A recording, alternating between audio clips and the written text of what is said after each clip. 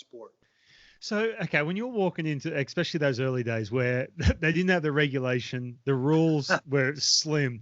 Now, I'm talking from the 99% of the population here, not like you. Obviously, you're different, but me and every other dude who sits on the couch and watches UFC, saying, oh, I'll do this, I'll do that, have no idea because they've never done it.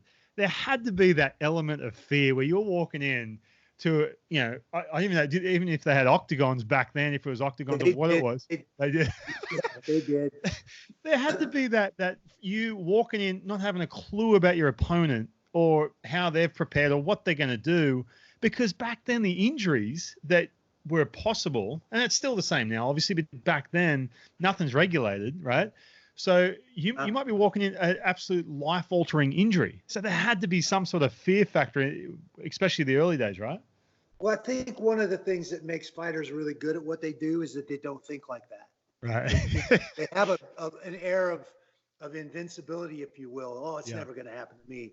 Right. And that's what makes us good at what we do, because Yeah. what we do, I mean, there's a lot of other sports out there too that are the same thing. Look at some of these bicyclists and motorcycle riders and skateboarders and some of the crazy stuff that they're doing. And they know inherently there's a risk they're going to get injured. Yeah. They're the same. I knew that walking in, but it didn't matter. I had a passion for this. It's what I love to do. I wasn't going to, football's the same way. Guys, that's a car wreck every Sunday. Right. Guys know the risks, especially now with CTE and everything else that we've learned. Yeah. That's opened up through science and athletics. So yes, inherently we all know that small risk, and we deal with that fear, that little bit of anxiety. But guess what? Anybody that says they don't have that anxiety is a sociopath. They're not telling you the truth. Oh, I'm glad you're going to admit that. That's what motivates you to do the work. Yeah. To make sure you're prepared. There's still no guarantee. Yeah. But you've at least prepared your body the best way you know how to go out there and be effective.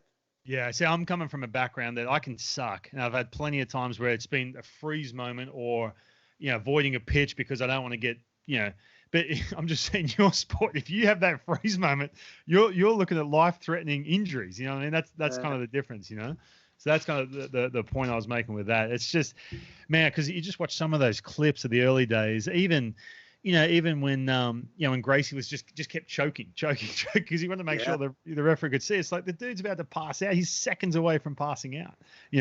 But it's funny because again, I'm in that the population of people who, watch the UFC. I'm a fan of it. It's a blast. It's a blast to watch. And you always, I'm a dude, so I always try and put myself. And I've done some of the training where I'm not getting hit back. All the training I did was awesome, but it got to a point where I wasn't getting hit back. I was like, I wonder what that feels like. And there was a couple times there in the gym that I was working out in LA where I'd just get slammed on the floor or I'd take a punch or something like that. I'm like, whoa, okay, that's like a small little fraction of what these guys endure. So I had to ask, man, there had to be some sort of fear or anxiety, at least as you put it. Yeah, no, it's there.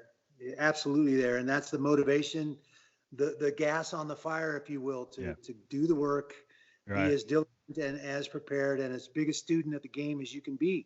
Study, look at tape, nutrition, sports psychology, physical fitness,